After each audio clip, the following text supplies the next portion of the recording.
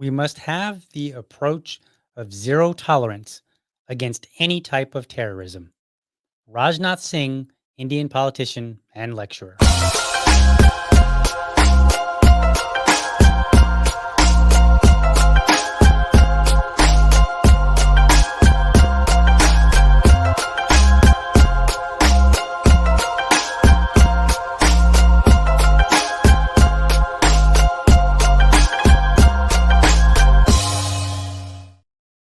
All right, good afternoon, and welcome to another episode of the Liberty Dad podcast, a discussion on politics and culture. Tuning in live, thank you so much for giving me your time today, not so early. As you might have already figured out, like, hey, this is not your normally scheduled time. And that is because, well, I've just not been feeling too well. To make it very, very simple, just kind of been a little bit under the weather. It's a little bit longer story than that, but we don't want to belabor that on this show. We want to get right to the point and talk to you about what's happening in the world. Before we do that, I want you to do me a favor, folks. I want you to, if you enjoy this show, be sure that you like and subscribe to my channel. And for the really serious folks out there, hit the bell so you never miss an episode. Oh man, the audio didn't hit. Oh well. Anyway, moving on, show must go on. The International Longshoremen's Association is on strike, and I have a bone to pick with them. Well, more so with their president, Harold Daggett, but them as well. So let's start with the Associated Press and let's get a sense of what's going on here.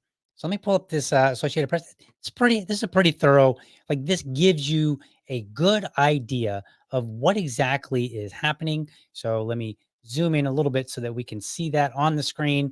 And I'm going to read through this article and then we're going to get into and talk about and kind of give you some ideas to walk away with. So it says dock workers at ports from Maine to Texas began walking picket lines early Tuesday in a strike over wages and automation that could reignite inflation and cause shortages of goods if it goes on more than a few weeks. The contract between the ports and about 45,000 members of the International Longshoremen's Association expired at midnight, even though progress was reported in talks on Monday. The workers went on strike. The strike affecting 36 ports is the first by the union since 1977. So let's take a look. I've got a picture of what those ports look like, or which ones they are, not really what they look like. So here they are. We see the ports, and this comes from the United Pipe and Steel. So thank you guys for that image. But we got Boston, New York, Philadelphia, Baltimore, Hampton Roads, Wilmington, Charleston, Savannah, Jacksonville, Tampa, Miami, Mobile, and Houston. So, New Orleans. Yeah, that New Orleans is the state. So we have quite a few. I'm sorry, I said state. I was looking at Louisiana and I saw New Orleans. It was just out of place. But anyway, so you've got all these ports. Now people are on strike. So let's go back and continue reading from the document. Apologies if my voice sounds a bit off, and I may have to take a sip of water from time to time. It isn't doing so well at this time, but we're going to work through it. All right, so here we are. Let's continue on. Workers began picketing at the Port of Philadelphia shortly after midnight, walking in a circle at a rail crossing outside the port, chanting, "No work without a fair contract." The union had message boards on the side of a truck reading, "Automation hurts families. ILA stands for job protection." Local ILA President Boise Butler said workers want a fair contract that doesn't allow automation of their jobs. Keep that in mind. We're going to talk about that in a little bit. Shipping companies made billions during the pandemic by charging high prices, he said. Now we want them to pay back. They're going to pay back, Butler said. Just for the record, when they pay back, or if they pay back, what Butler isn't talking about are the people that actually paid those prices. He said the union will strike for as long as it needs to get a fair deal, and it has leverage over the companies. This is not something that you start and you stop, he said. We're not weak, he added, pointing to the union's importance to the nation's economy. At Port Houston, at least 50 workers started picketing around midnight local time, carrying signs saying no work without a fair contract. The U.S. Maritime Allowance, which represents the ports, said Monday evening that both sides had moved off their previous wage offers, but no deal was reached. The union's opening offer in the talks was a 77% pay raise over the 6-year life of the contract, with President Harold Daggett saying it's necessary to make up for inflation and years of small raises. Let me just ask this question. If Harold Daggett were here, I would ask him. I said, if this strike leads to more inflation, what's going to make up for all the millions of workers out there that have to deal with that? Like, if the argument is, hey, you made lots of money and you got to make up for all this inflation, you got to pay us some money. What about all the millions of workers that they're affecting? Are we having that conversation? Probably not. Anyway, continuing on, ILA members make a base salary of about $81,000 per year, but some can pull in over $200,000 annually with large amounts of overtime. Must be nice. But Monday evening, the alliance said it had increased its offer to 50% raises over 6 years, and it pledged to keep limits on automation in place from the old contract limits. The union wants a complete ban on automation. It wasn't clear just how far apart both sides are. We are hopeful that this could allow us to fully resume collective bargaining around the other outstanding issues in an effort to reach an agreement, the alliance statement said. In a statement early Tuesday, the union said it rejected the alliance's latest proposal because it, quote, fell far short of what ILA rank and file members are demanding in wages and protections against automation. The two sides had not held formal negotiations. Okay, so now we have a sense of what exactly is going on here. They are striking because of two things. They want raises and they want a complete ban on automation. So that's a lot there. All right. On principle, let's start with a few things first. On principle, I don't hate unions. Okay. Well, those for government workers and those that the government assist, yeah. But if you're in the free market, not so much. If a group of people can get together and create an agreement with a company, then so be it. I'm okay with that, right? Like, if you work for a company, let's say there's a company has 1,000 workers, and let's say all 1,000 workers get together and say, hey, we're not going to work for you anymore unless you come to the table and you agree to some things, and we're going to negotiate, right? And the company can say, okay, well, that they can decide, do we want to fire all 1,000 workers, or do we want to sit down at the table with them, and then the 1,000 workers can hire somebody to negotiate on their behalf, and that one person can sit down and say, all right, the 1,000 workers that I represent, this is what they want. It's not such a bad thing in theory, right? But what happens is a lot of times the government gets involved. And then that's where they go astray, and that's where I would oppose it.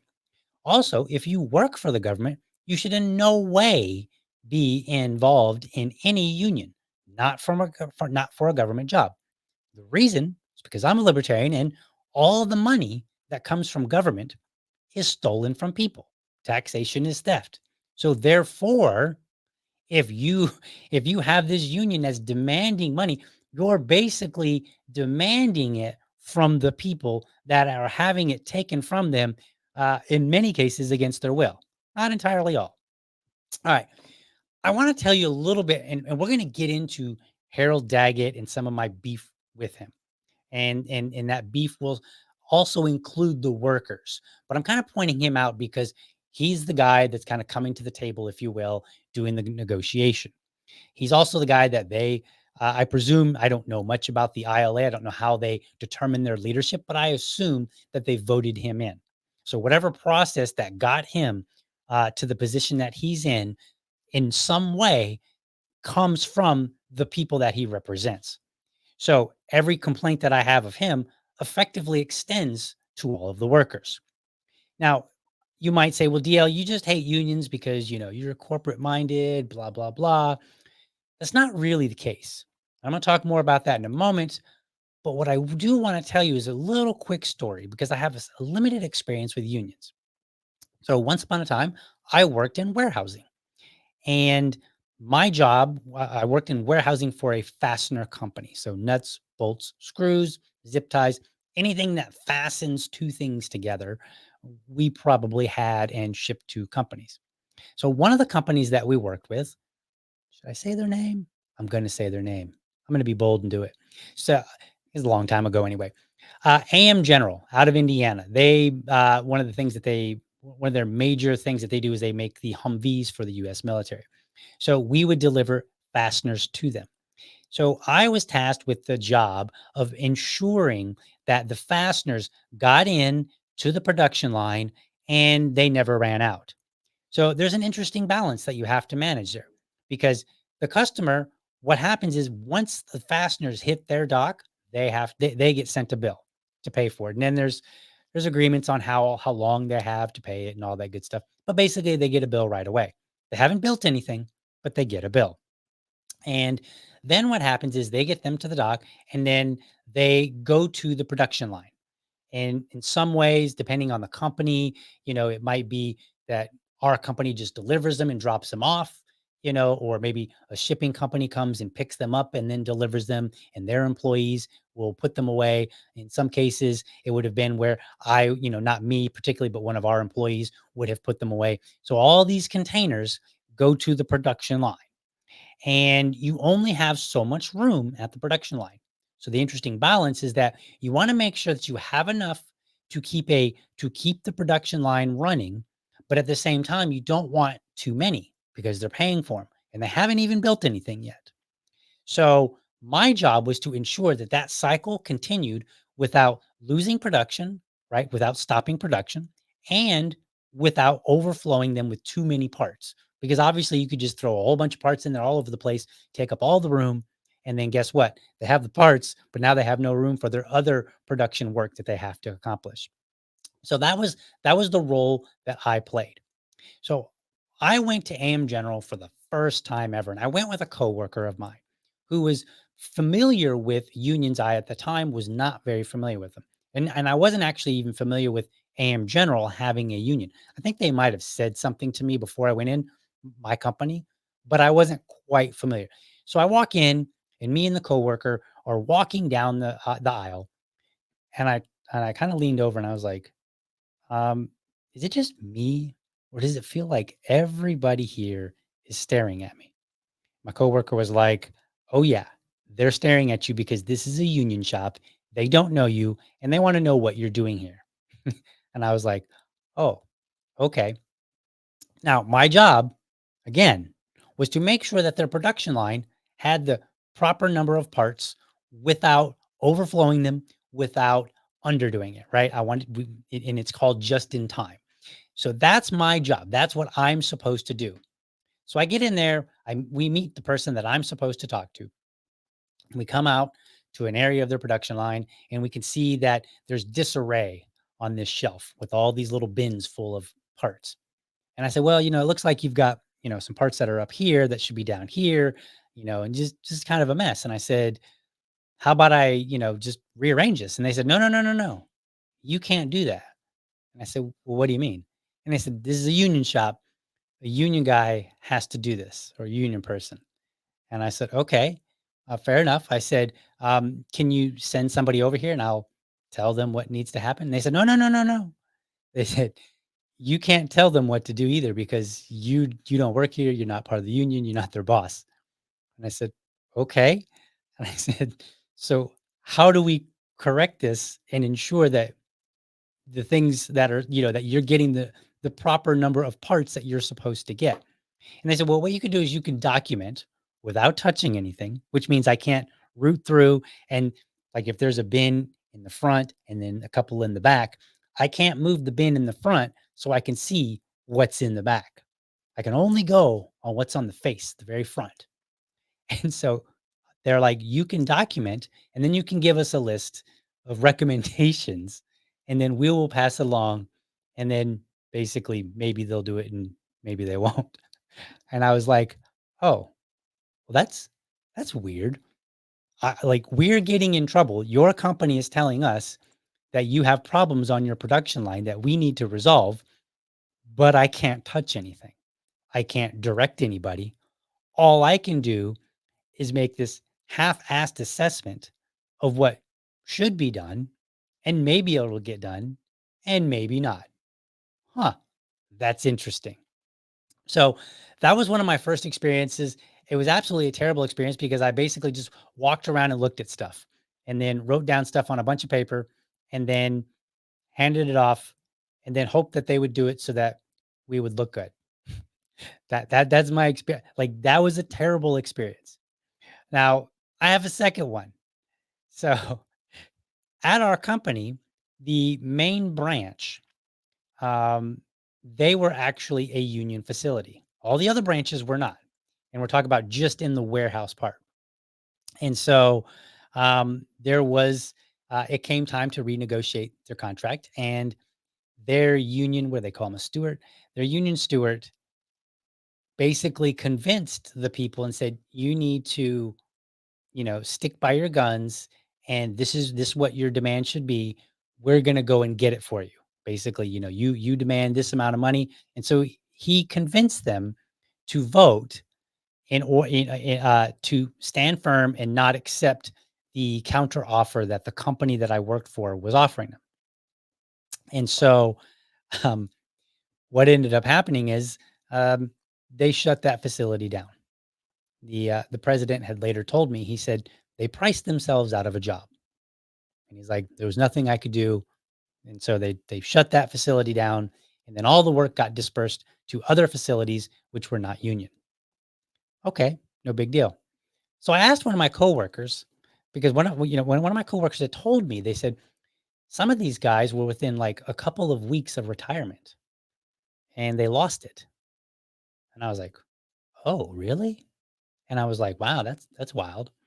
And I said, well, the union who convinced them to hold the line effectively, they surely helped him out, right? And they said, no, not really. And I was like, you they weren't on the hook to help pay for the things that these men lost for listening to them, for taking their advice. And they said, nope. They said they lost their retirement. And I was like, wow.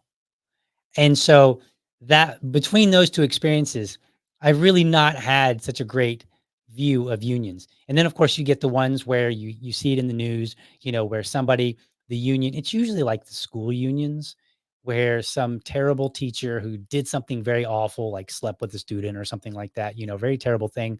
And the union defends them, or the union makes it so difficult that you have to spend like thousands and thousands of dollars just to let that person go, a truly terrible person, and they protect them, right? So, but those are stories that I've heard about, but I've never personally experienced.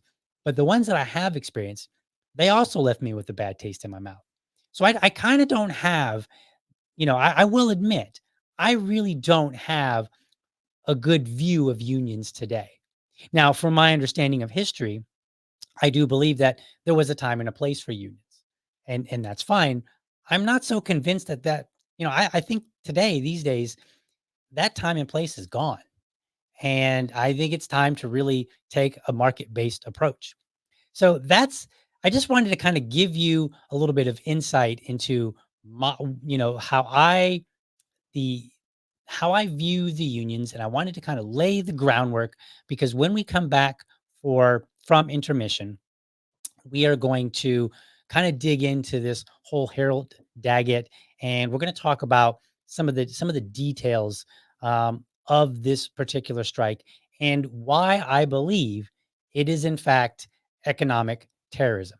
So hold tight. Let's go to intermission. Well, let's see. How about we adjust this audio, which doesn't seem to want to work. My audio, at least I figured it out. Give me just a second. Parties. We'll start they it will over. become a heck of a lot more. All right, here we go. More people are waking up to the fact that the two-party system is really a one-party system in this country. I guarantee you, when you make it hurt for the Democratic and Republican parties, they will become a heck of a lot more responsive to the needs of you, the voters, and not the people who back them. They're corporate lobbyist partners who buy and trade congressmen like cattle at an auction yard. Compare my platform to that of Kamala Harris or Donald Trump, and you will see that the Libertarian Party platform is the one that will grow prosperity, that will increase your freedom and your ability to live your life and raise your family as you see fit. A vote for me, what it is to vote to build up a Libertarian Party that can actually rise up to challenge these two parties, to put these ideas forward to the American people. And this is what will break the back of a duopoly and engaging in political pro wrestling, where they're not really fighting each other, but they're putting on a performance You're not going to get anything meaningfully different from what the two-party system has provided you your entire life. The lesser of two evil is still evil. Chase your dreams, empower yourselves. I'm Chase Oliver, a candidate for president, and I approve this message. All right. So we're back from intermission. Let's talk about good old Harold. Now, here are the videos. I saw 2 video clips, and this really is what got me. This is what I was like, man, this man is like, he's playing economic terrorism. And we're going to talk about that term in a minute here too, because I was taking a task on that on Twitter. But let's play those videos real quick of Harold. Here's the first one. He's doing an interview. Here he is. Let me explain something to you. These people today don't know what a strike is. Right. When my men hit the streets from Maine to Texas, every single port will lock down. You know what's going to happen? I'll tell you. First week, be all over the news every night, boom, boom. Second week, guys who sell cars can't sell cars because the cars ain't coming in off the ships. They get laid off. Third week, malls start closing down. They can't get the goods from China. They can't sell clothes. They can't do this. Everything in the United States comes on a ship. They go out of business.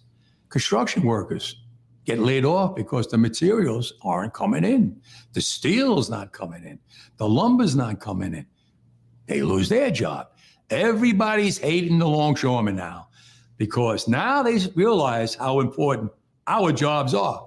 Now I have the president screaming at me, I'm putting a Taft-Hartley on you. Go ahead. Taft-Hartley means I have to go back to work for 90 days. That's a cooling off period. Do you think when I go back for 90 days, those men are going to go to work on that pier?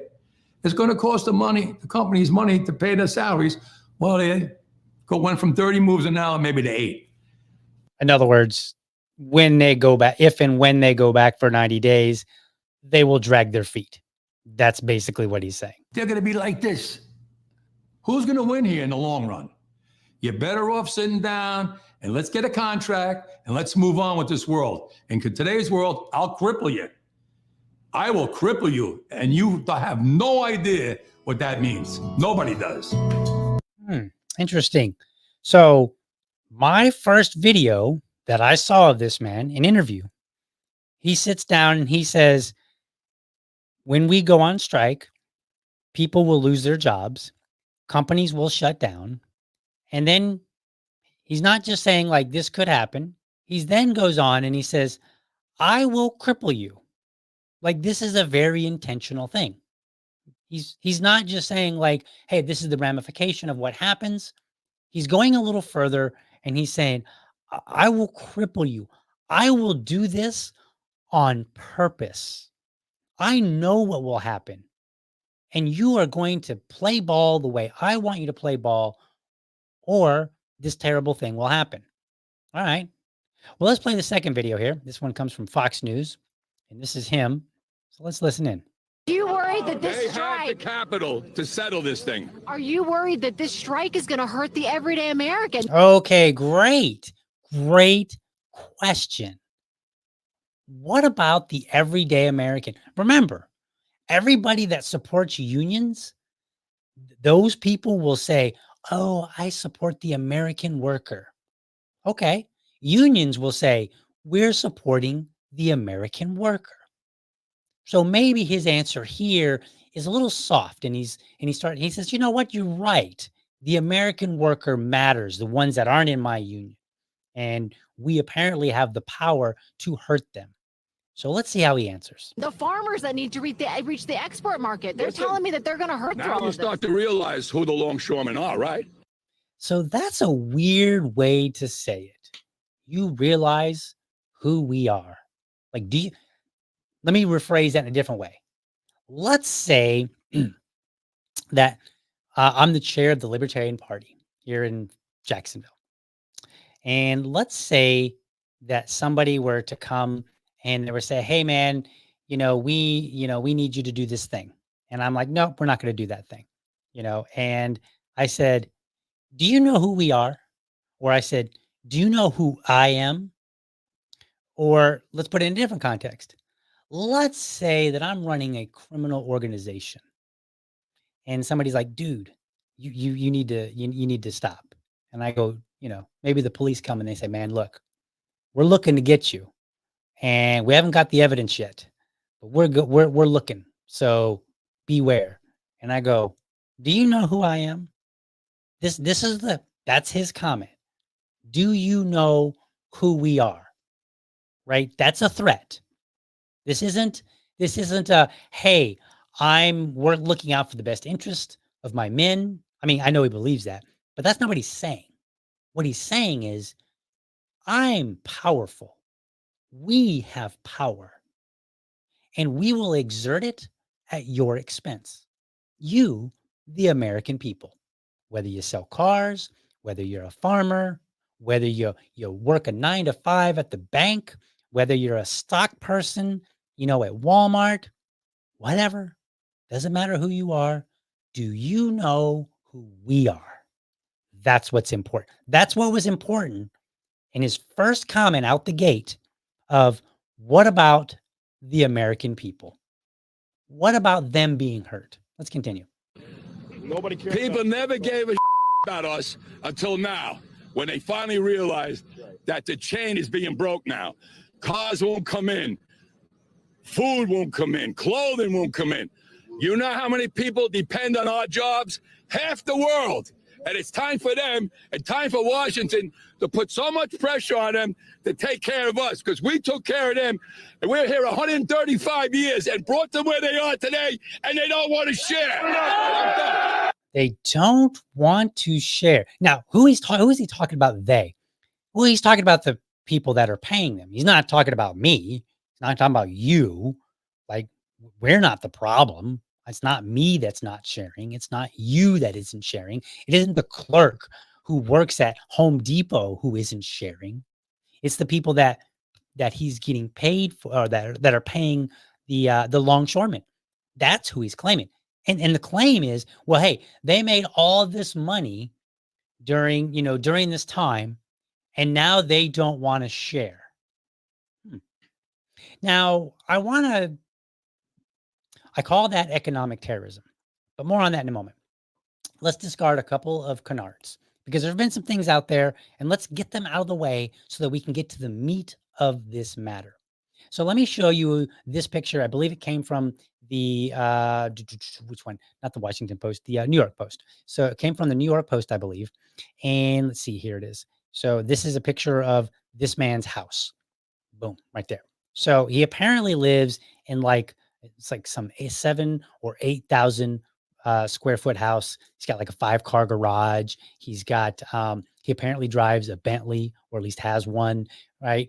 And he makes, if you add up all the benefits and everything, he makes roughly $1 million annually. And so a lot of people are pointing this out. They're like, yo, dude, you make like about $1 million a year. You drive a Bentley. You have a home that's like 4 times the size easily of many Americans.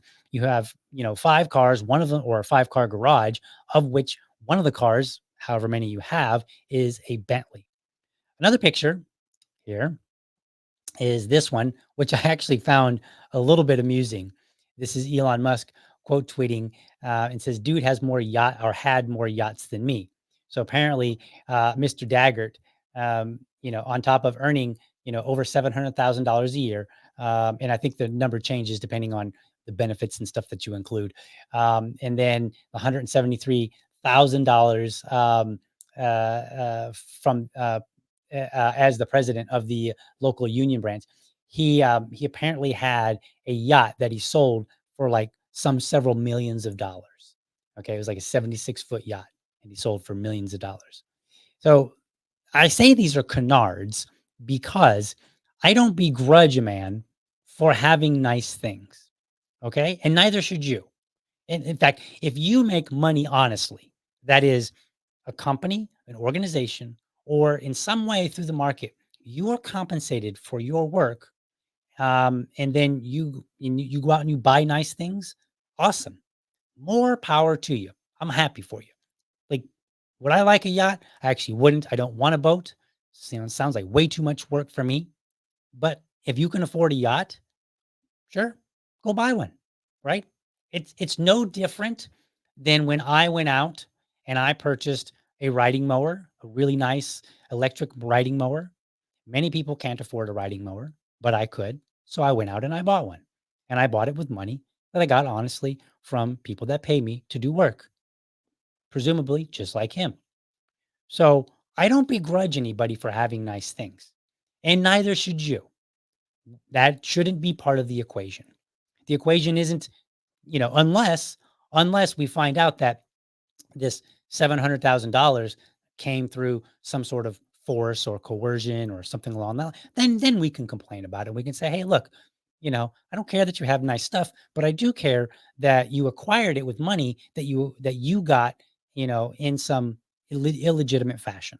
In that sense, we could make the argument. But I'm going to go with he presumably has some contract with whomever, and they pay him, and he does the job that they want, and therefore it's all consenting. So I'm okay with that.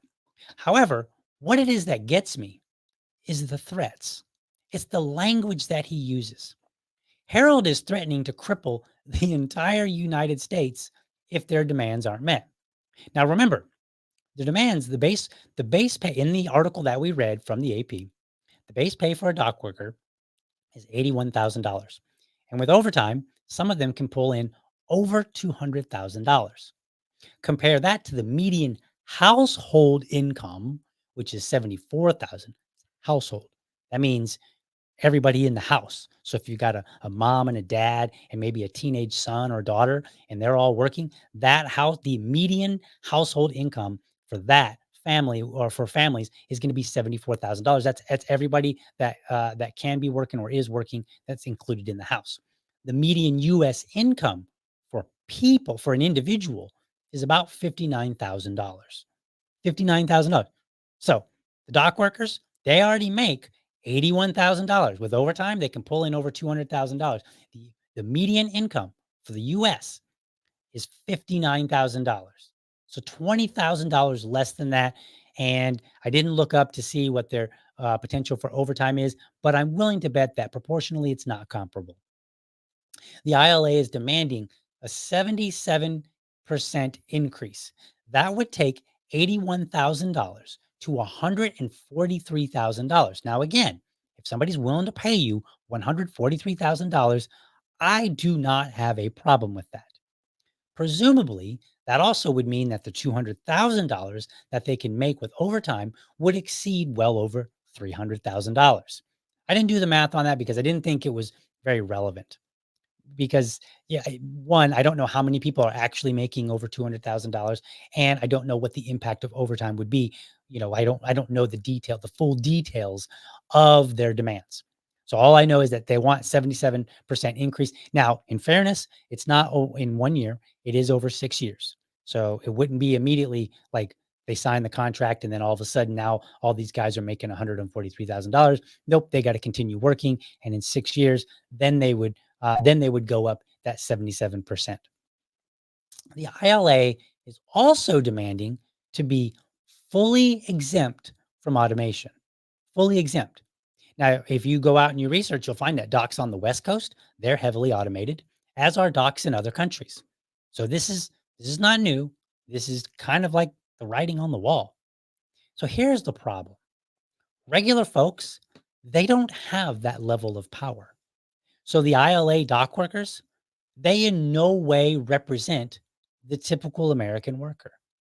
The typical American, if I go to my company and I say, if you don't give me a 77% increase in my pay, I'm going to go on strike. And you know what's going to happen? They're going to say, absolutely nothing. You will be fired because I do not have that level of power. In fact, me and a whole bunch of people in my company do not have that level of power. We could simply be replaced. I work in technology and I'm not exempt from my job being automated. Because of that, I'm constantly working to maintain value for the company that I work for. That's called being subject to market forces.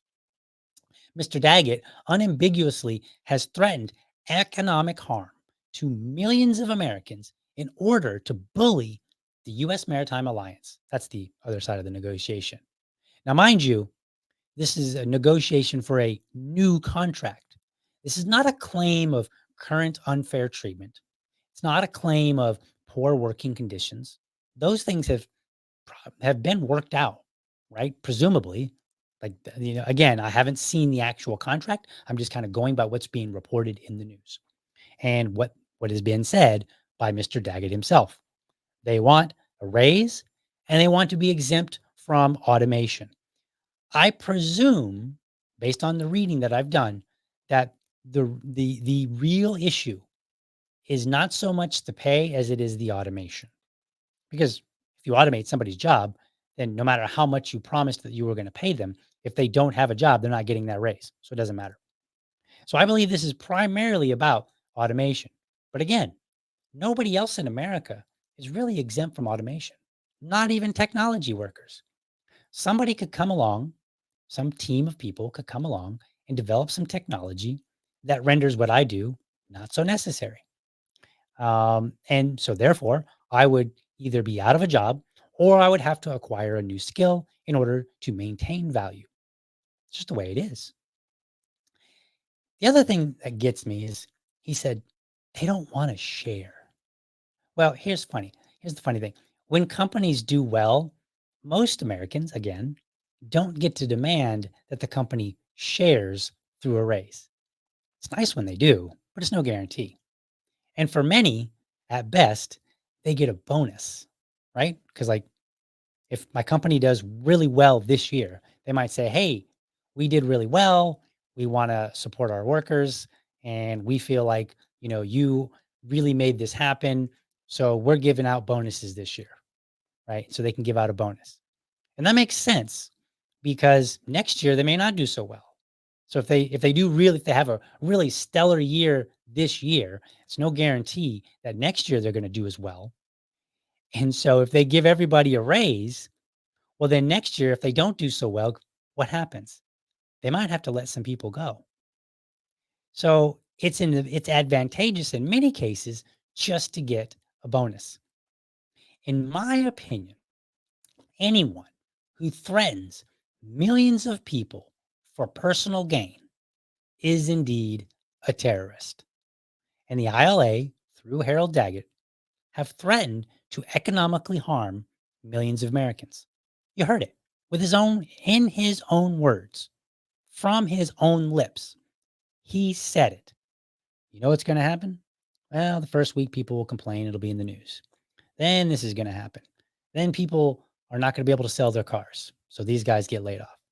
Then the malls won't be able to sell clothes and other things. So they will close, right? Like, what happens when a company closes? People get let go. They no longer have employment. They are being economically harmed because, again, they don't like the contract terms. They don't like the fact that they have to be subject to the market like the many millions of Americans that they're threatening. I've been in jobs where I've watched maybe automation and other things have caused job loss. That is just very natural part of being in the workforce. It's unfortunate, but it happens.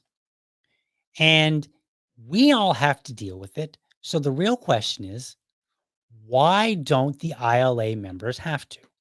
Why is it that they can get up to $200,000? Most Americans aren't getting $200,000. Now, I don't know if the $200,000 applies to most ILA workers. I presume it doesn't. So it's a bit disingenuous to hang on the $200,000 too much, but it makes for a good point. You have some of your guys that are making over $200,000. That's almost 4 times the median pay for everyday Americans. The same everyday Americans that they're willing to threaten. Say, hey, you know what? Let me put it another way. I'm putting myself into their place and kind of saying, like, if I were, I can make over $200,000. And if I don't get more, then you, Mr. who only gets $60,000 a year, you can go unemployed and hungry. You can be out of a job and not pay your bills. That's what they're saying. They're saying that they are so important that other people should be destitute in order for them to get what they want. And they're willing to threaten it. So, comment here from Mr. Stephen Nikila. Says, replace the ILA with automation. Absolutely. 100%. If that's your attitude, see, it would be different if the ILA were coming out and saying, look, we've been, the demand has went up. The workload has been harder. We've had to work longer hours. Yes, we get a lot more pay out of it, but on the other hand, we're losing time with our families, and there's no short. It's not going down. The workload is just going up and up and up and up. And we think that with this level of workload, we should have an increase. And we believe, this and that, right? It would be different if the argument was more about the conditions that the workers are working under. But that's not what's being said. And this is not me I'm not making up some argument. I'm going by what they've said, what their representative has told us. He said, we need to have a ban on automation, and these guys should get a whole lot more money because you guys, what did he say? What was that comment? They don't want to share. I mean, if you demand that somebody else share their profits with you, I mean, I know we like to say that unions and American workers, but that sounds a lot like communism, right? Like you have to share, you got a whole lot and I didn't get it. You have to share with me, right? And I know somebody out there will go, what's the definition of communism? That's not in practice and how it actually plays out. That's communism. It may not be the textbook definition, but how it plays out, it absolutely is. So for me, I look at it and I say, no, this is economic terrorism. And you should all be automated right out of a job. The same way the company that I worked for said you priced yourself out of a job. Same thing should happen. Every last one of them, including Mr. Daggett. He should be just priced right out of a job. Because if he has no workers to represent, nobody needs to pay him. And he can move on and make his Jersey demands elsewhere. But that's how I see it. Now, I got a little pushback from a professor of political science on the use of the phrase economic terrorism. In fact, I said it's a very valid term. And he said, quote, no, it's really not. It's not even remotely related to terrorism. As a political scientist, I'm going to pull rank. So I pushed back and I said, new words, phrases, and other elements of language come into common use like that all the time. You may have heard of the term stochastic terrorism. What I told him, I said, credit for the term stochastic terrorism is split between a mathematician and a blogger for the Daily Costs. The former, the mathematician, he coined it, while the latter is, it appears that it likely popularized it to use it with certain types of speech, basically hate speech. So once upon a time, it was used to describe this phenomenon where you could kind of predict that there would be terrorism, right, based on the news and the media and what was going on. And then it kind of morphed into, okay, if you are using this kind of political rhetoric, that is stochastic terrorist language, right? But again, it was a blogger from the Daily Costs. And this happens all the time, right? Sometimes people in their fields, they coin new terms. So if you're familiar with the term white fragility by Robin DiAngelo, well, she's the one that coined that term. And that's a term that she coined in the process of writing a paper in the field that she was in. So in that particular case, the person who's in the field developed a new term, whether you like it or not. So it makes sense. It does happen. But sometimes these terms, they come up, they are coined and used from people that are outside of a particular field. And then whether or not it gets picked up, well, that's a matter for the public. That's an entirely different matter. Sometimes they do, sometimes they don't. You might remember way back in the day, terms like McJob. And I don't remember I didn't look that one up to find out who coined it, but it literally became a word that went into the dictionary. Like it or love it, it did.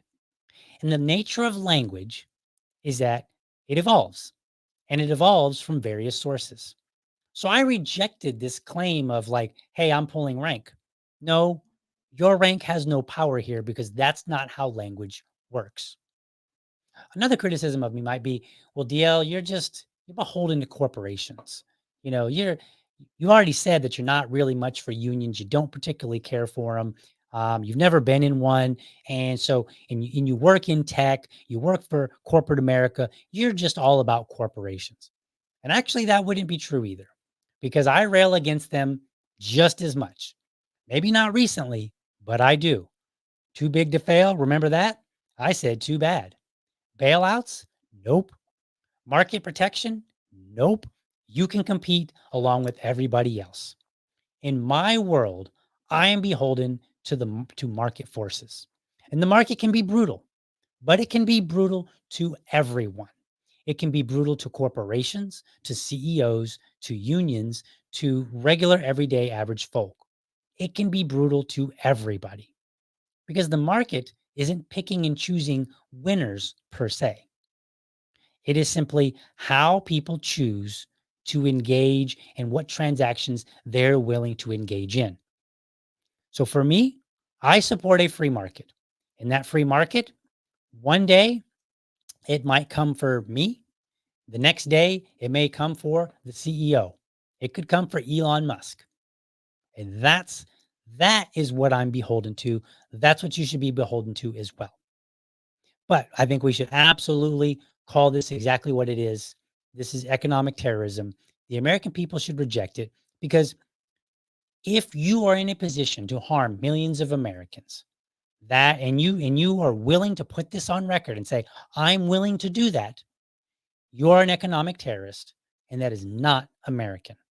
Not in any way, shape, or form. You cannot support that. You cannot be that.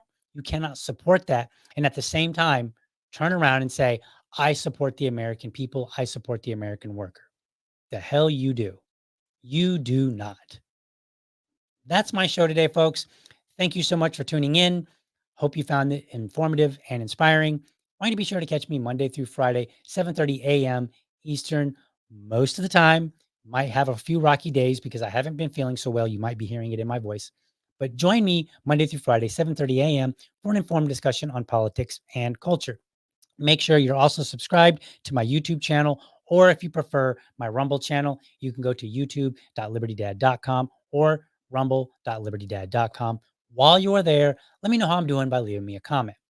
Last but not least, I want you to remember, if you're a champion of liberty, your business is people and your product is liberty. I want you to have a great week. Catch you next time. But for now, I'm out.